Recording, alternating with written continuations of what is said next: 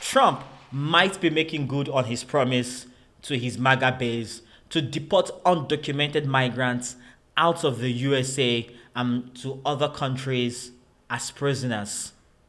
But he could also be causing problems for the countries that he's sending these undocumented migrants to as prisoners.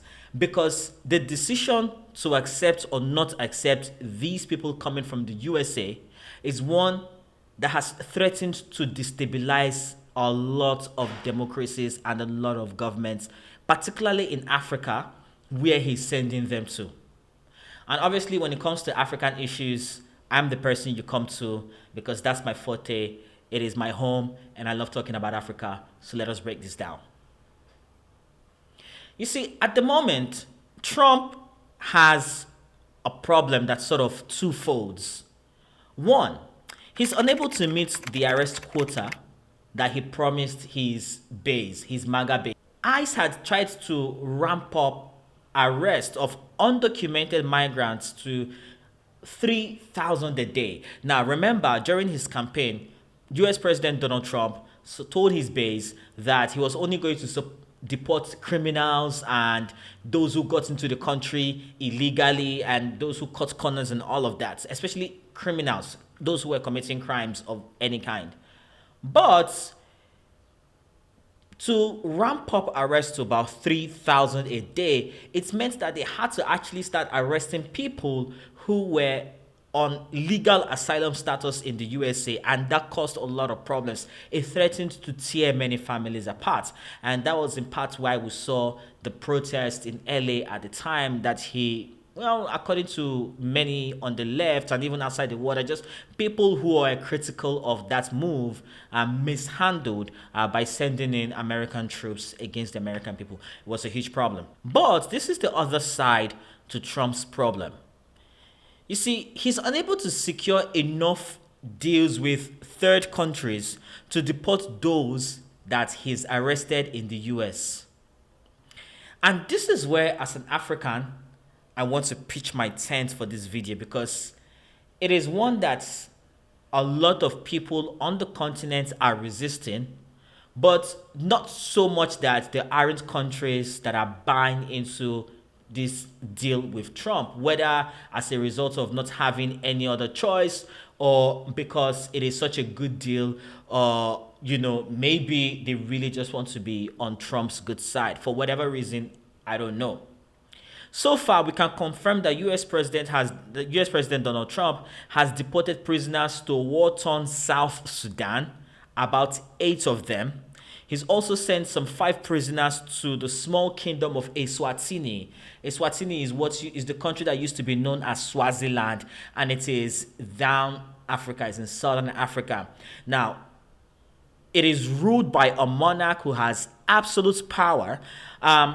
But that has not stopped the pushback from different sectors of the society. Opposition party Podemos said accepting foreign deportees from the US poses a serious risk to our already vulnerable communities, which it said are battling a severe scourge of crime, including rape and murder. They also said our country must not be treated as a dumping ground for those deemed unfit to live elsewhere. And that's in a statement that the group Podemos, the opposition to the Eswatini government, wrote in a statement to CNN.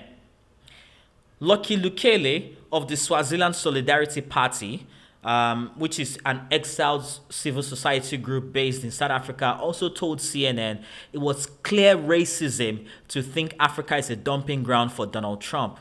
And by the way, the US is not the first world power to consider removing migrants from their country and taking them to an African country. Remember the big scandal that erupted in the news when the government of the UK struck a deal with Rwanda to send migrants that were illegally crossing the English Channel into the UK, right, to be repatriated all the way to Rwanda, where they were going to be resettled, and from there sent back to their country or maybe start a new life in Rwanda. It was a huge deal. So there seems to be a pattern of Western countries wanting to deport people they don't want in their country into a third African country. And the question is, why always Africa?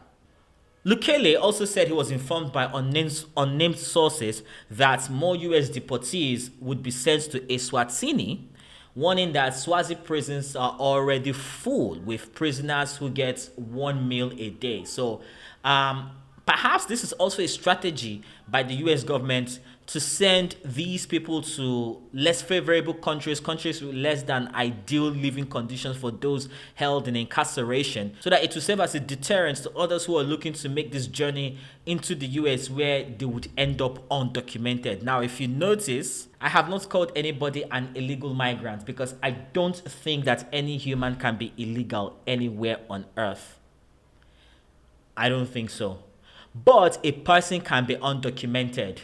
And I think that's a more humane term to use when discussing people who are crossing borders for, for greener pastures, or whatever reason they decide they want to not live in their place of birth and they want to go move elsewhere.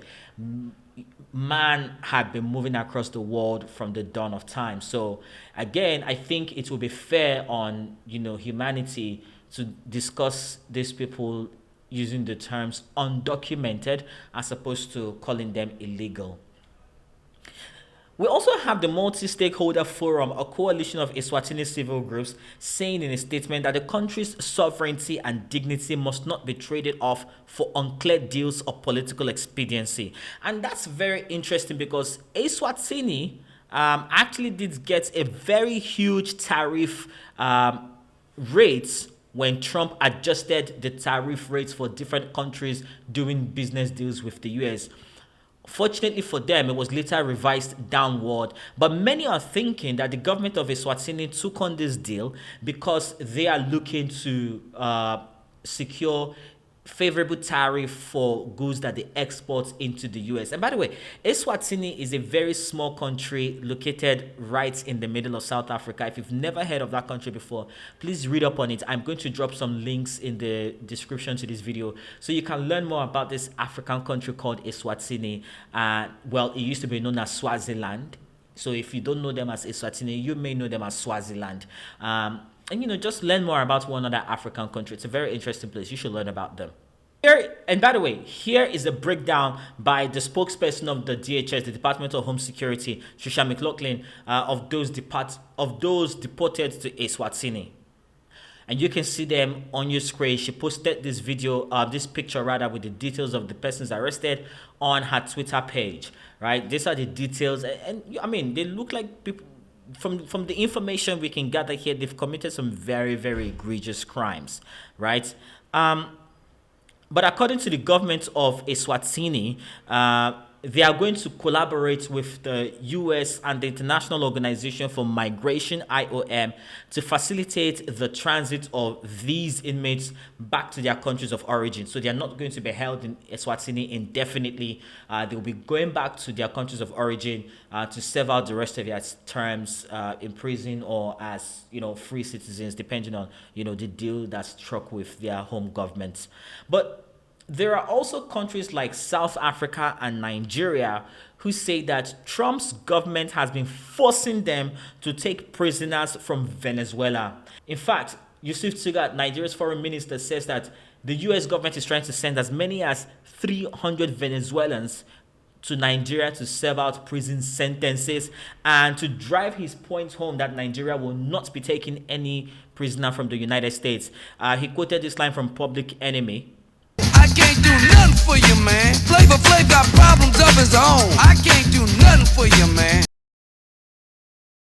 Yeah, and he says that Nigeria's refusal to accept these persons is why they've been hit with an unfavorable visa policy change. Now, if you're not aware, the US Department of State said, as part of a global reciprocity realignment, nearly all non-immigrants and non-diplomatic visas issued to citizens of Nigeria, as well as those of Cameroon and Ethiopia, would now be single entry and valid for only 3 months. Previously, you could get a 6-month single entry or a 2 years multiple entry visa into the United States. But now, that's no longer the case. And I mean, you cannot but question the timing of this decision and, ask why now?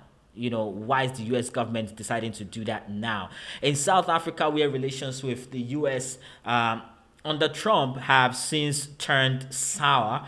Everyone can remember this infamous meeting between President Cyril Ramaphosa and President Donald Trump of the United States, where President Trump essentially accused the South African government of looking away while a section of his population were being harassed and oppressed by another part of the population.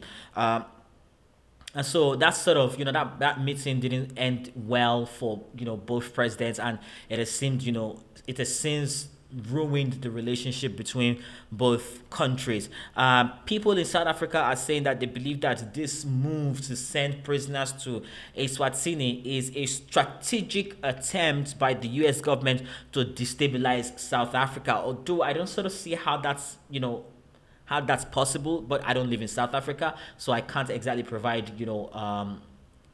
more insight into that situation. But a government's representative in South Africa told CNN that there is a feeling that some people inside the Trump administration could be using the deportation of prisoners to destabilize, South Africa, using the deportation of prisoners to Eswatini to destabilize South Africa, because they recognize that South Africa has very porous borders, particularly borders that it shares with its neighboring countries, and that Eswatini could be struggling with the economy and struggling to keep them in prison, might end up releasing them, and those people obviously would want to find their way to South Africa, which, by the way, is Africa's most industrialized economy. So there's this fear already. South Africa is dealing with a decline in economic growth, and having people who are undocumented in their country at this time would not exactly be ideal for their struggling locals. But here's my two kobo. I have no problem with criminals atoning for their crimes.